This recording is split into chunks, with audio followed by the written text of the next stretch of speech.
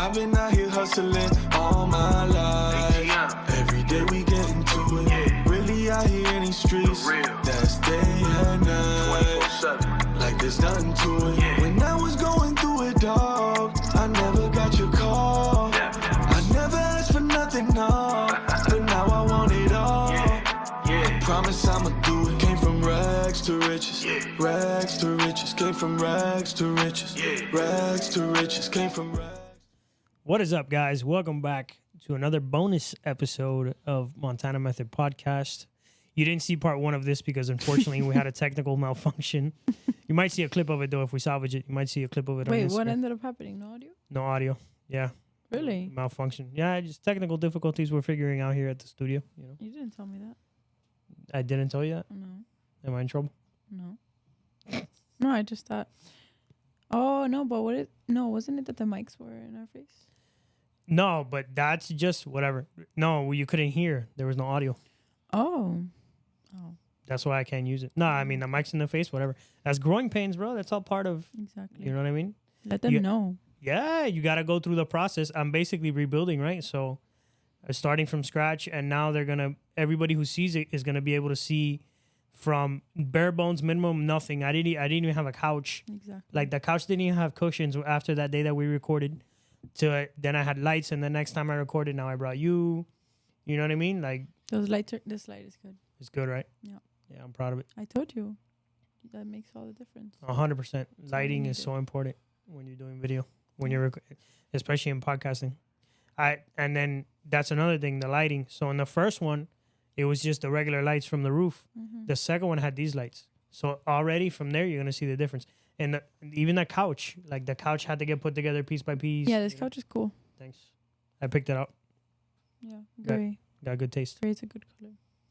Yeah, very neutral, right? Mm-hmm. You pop out, though, because it's like pink on gray. Boom. Yeah, I bet I look like boom. I bet, too. For sure.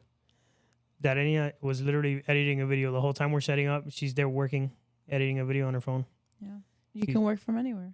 She's a beast. When you're a content creator. It's the 21st century, yeah. You can literally work from everywhere. Everywhere. On vacation. All you need is a laptop and Wi-Fi. Yeah. I really hope those people that like get inspired by others doing that just do it. Yeah, for sure. Because you can literally do that while you still have your regular job. I mean, the pandemic was a good example of we're working and kind of sometimes certain things aren't required to be done in this way, you know? Like certain ways of doing things are outdated. Yeah, it was like a huge awakening. For sure. At least for me. Me too. Yeah. Yeah, the pandemic, funny enough for me, I was lucky enough I co-founded a company that actually thrived in the pandemic. We did really well because we were a doctor's office. Mm. So what happened was we were allowed to go virtual. So we went from seeing a few patients every week to now seeing dozens of patients a week, you know. So it multiple because we could see no one had to come to the office. We could see anybody. We were seeing patients every 15 minutes.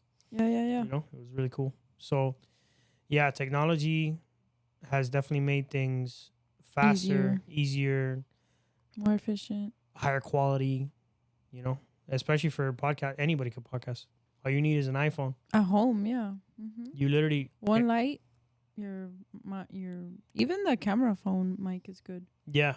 You could literally use a $50, $70 mic, not even cheaper than that. I've seen them. Yeah. Your iPhone or even a lavalier. Tripod, and that's it. Like the little lavaliers. Have you seen that girl? What's her name? I don't know her real name. Her Instagram handle is Salome Ebonics.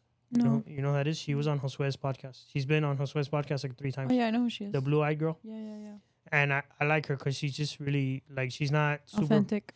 She's authentic, and her podcast, she'll do behind-the-scenes pictures and stuff, and you'll see it's just like 3 camera phones and a microphone and whatever. Like, I think that's why she's doing really well, is because people are just... They see that she's a normal person who just started doing this and is still not a super professional, over-the-top, you know? She probably doesn't even want to either. She's like happy with what she got happy for now. Exactly. She, and it's benefiting her to keep it that way because everybody sees like, oh, Anybody could do that. That's so awesome, and that's probably Exactly. why she's gaining the following. But I'm saying, like, I hope people do get inspired. Like, because For some sure. people think they need this and that. It's just like, no, you really Yeah, don't. for sure. So that brings up an interesting question. Where do we draw the line between being really professional and having the most quality possible and making things relatable? That's a good question. Because obviously you're like me and you want to do things as professional as possible. Right. If you could have a 4K camera, I want to get it. If I could have a really good light, I'm going to get it. If we could work in this kind of space that's going to give us an advantage and make things look better in the shot or whatever, we're going to get it. But then that takes away from that relatability aspect of that Salome has, or that I used to have when I first started, Yeah. that I was audio only, you know? So where do you draw the line between being relatable and being the best you can be? You draw it. I feel like you draw the line with yourself. Like, if you're happy with it, Mm, just do it. And then, like, finding that good balance that the person that also tries it out is happy with it. right. And it people al- gotta support it. And I think it also depends, like, on Because what if you're trying to grow, yeah.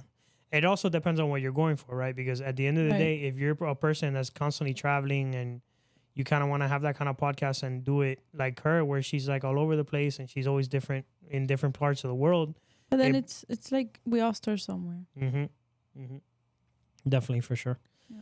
But yeah, I'm a big fan of hers. I love hers. Also, I also think this is another big thing. Because it's like, for example, you want to have a team, right? mm, You want to keep your team as professional, as possible, of course. even make them like, make enough money to even have a team. Yeah, of course. But I think what comes behind all that is like the loyalty, the trust, and all that from when you started. Yeah, I think that's why you and I have a really good relationship, because you basically saw me. I mean, I had done audio only, but you saw the start of the real Montana method. Yeah. When I started going to the studio and I started recording on video is when it came to life. Yeah. You know, you literally saw The me whole evolution. giving birth to this thing that didn't exist. You saw the manifestation of this personality. The manifestation of you're going to be consistent. The manifestation of Yeah, all these videos that you wanted to get, you got them. 100%. And you even saw me, like, even when I wasn't around, you saw all the videos get posted and all that work we put in for those 2 or 3 months. Like, you literally Yeah. said you were going to do it, and you did And I it. did it exactly how I said I was going to do it. Yeah. 100%. You were a big reason, though. Like, if it wasn't for you and that collab, and Yeah. it was big, you know. And then now in season 3, it was even more, because you recorded almost all those episodes. Mm-hmm. And you got to, it's crazy. Once you start working with people, and I'll talk about you and me specifically, Mm-hmm. we worked so much together that I wouldn't even have to say things. You just knew things. Exactly. And that to That's what me, I'm saying. Like, that's where you see the trust, the whole, like, energy. When the Yeah. energy's right and everything's, like, wholesome. I think it's about that. Doing things wholesome and having your team do things wholesome for sure. makes your manifestation real. I'm a serious believer that team building is a huge skill that everybody has to learn.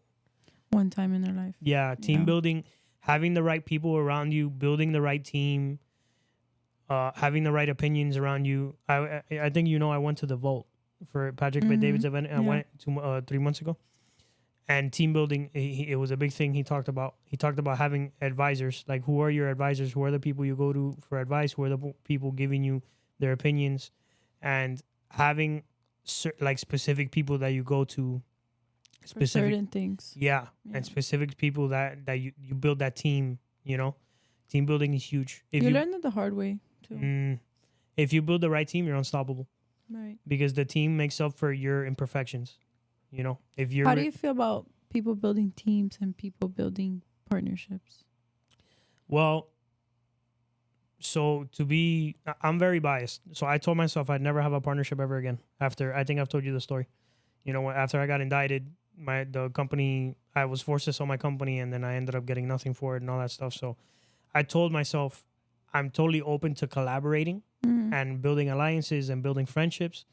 But when it comes to partnerships, I'd rather not, just because of the experience I had.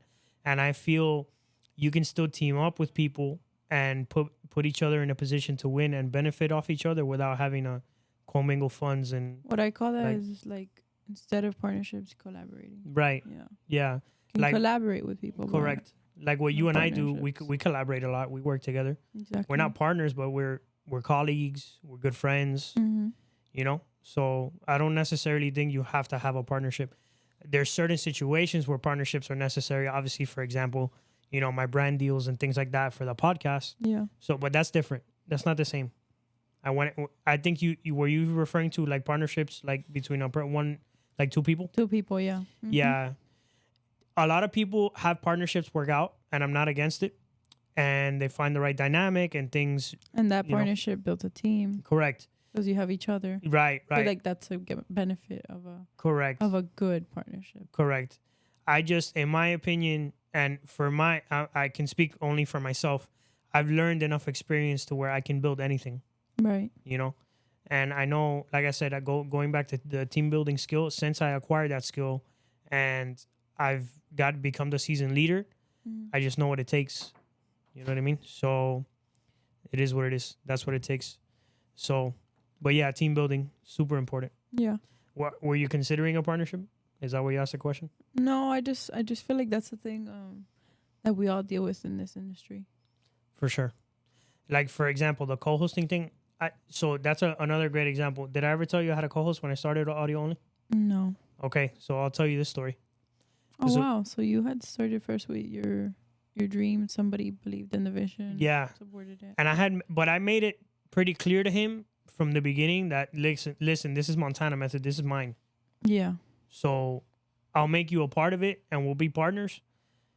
And you have to also accept that this is mine. Like, Yeah, you know what yeah, I mean? So I think what ended up happening was he was like, oh, this is his, it's not mine. So he kind of just left, Yeah, I bet you expected that. So. which, no, not really. He just, one day he texted me, he said, hey, listen, I'm not going to do this anymore. He didn't even call me, which is like, he didn't even tell me, hey, let's have lunch, to tell me in person. Oh wow. But anyway, it was the best thing to happen to me because it reinforced my point of view of no partnerships. Exactly. If you want to do this, do it on your own. Yeah, yeah. That's just one more excuse for you to be like, oh no, because I have to have the right people and I have to wait for the stars to align. It's one more of those excuses you give yourself to not do things. Mm-hmm. So I said, if I really want to make this happen, I can do this, Right. and I did. You know, Yeah, yeah. so You really did. You also saw me become a whole podcast yeah, advocate engineer. yeah. I think we need to cut it. He'll try to fix that. We'll keep going. I also saw you. What? I'm sorry. The evolution of me becoming a podcast advocate and You're right. engineer. You're right. Because first I would just shadow your podcast. Then I would switch. And I would just switch. I didn't know the whole editing part. And I was like, I want to, do it. Like when you, And I learned everything. Then I learned your style when I was actually editing your whole podcast. Yeah, yeah. I even remember the first one you ever did for me. It was with Abe, the lawyer. Remember? It was like right around Thanksgiving. What? That was a year ago. Wow. Holy crap. Who's That's- Abe? The lawyer with the red tie. Remember, he was dressing like a red tie with a black I suit. remember who the lawyer was. Yeah. but, Abe. That was the first time you ever recorded for me. like me solo, right? Yeah, like Yeah. yeah, because Angel was out of town. Yeah. And to be real with you, Angel had only recorded for me. I hadn't recorded with you, so I was kind of like, man, I hope this turns out okay. Yeah. And you did a great job. So from that day forward, I never doubted you, ever. I still think that was the first time I just recorded. I didn't edit. I think your first edit could be Dawn's. How long ago was Dawn? About August, so like 3 months ago. Yeah, it's November, so it's 3 months ago. No. So No, you edited a bunch of mine this season. You edited a bunch of my episodes. I'm pretty sure you did, because you Yeah. sent me like a drive and it had a bunch of yeah. team building. That's gonna be the name of this episode. Build the right team. Oh no, I know. I remember what's happening with Dawn. Mm. No, with Dawn's, Angel wanted to edit it. Gotcha. Yeah. There you go. But yeah, But sometimes we will switch our edits, like take turns. Yeah, like I remember you had taken all my female guests, and then he did all my male. Yeah, exactly. Yeah. That's cool. Well, it's time for you to start your podcast. You've done plenty of work on other podcasts. Lord knows that Montana Method would not exist without you. So, yeah, it's time to do it for yourself. I was talking about it the other day. You were the one that gave me the what is it? The dragons. Slay the dragon. Yeah. I'm not doing that. Hey, listen. That's a good title. Somebody's going to take it. That is a good title. Slay the dragon. That's a good title for a podcast that talks about like procrastination. Or exactly. Or like, you know, that talks about that kind of stuff. Like, yeah. Like Eat the Frog, Slay the Dragon. Uh-huh. Yeah, that's what I was thinking of because you were putting it off. So I was like, yo, Slay the Dragon. What are you waiting for? Yeah. Yeah. That's the name of this episode. Slay the Dragon. Slay the Dragon with Durania. I like it. Yo, and even D, like Dragon, Durania. Yeah, that's why you had told me. Because I told you I wanted something with my name with a little D. Yeah. All right. There you go. We are. Alrighty, guys. That's the end of this bonus episode. Hope you enjoyed it. We had a pretty insightful conversation. My special guest, Darenia, had to get my boss to invest in a whole studio just to get her to come through. I'm such a baller, bro. What do you mean? I was here before I'm a baller, dog. I'm a baller. I got my boss to invest in me, believe in me, and she bought into that. She was like, all right, now I'll come through because that's a baller move. Anyway. Alrighty, guys. Push it to the limit. The world is yours. Of course. Anytime. Push it to the limit. The world is yours. If you're not chasing a dream, life is meaningless. Chase a dream. It's all we got in life. Subscribe to the channel. Comment below. Let me know who you want me to have on next season. Maybe some topics you want me to talk about. Comment below. To the next one, guys. I've been out here hustling all my life. Every day we get into it. Really out here in these streets. That's day and night. Like there's nothing to it. When I was going through it, dog, I never got your call. I never asked for nothing, no. But now I want it all. I promise I'ma do it. Came from rags to riches. Rags to riches. Came from rags to riches. Rags to riches. Came from rags.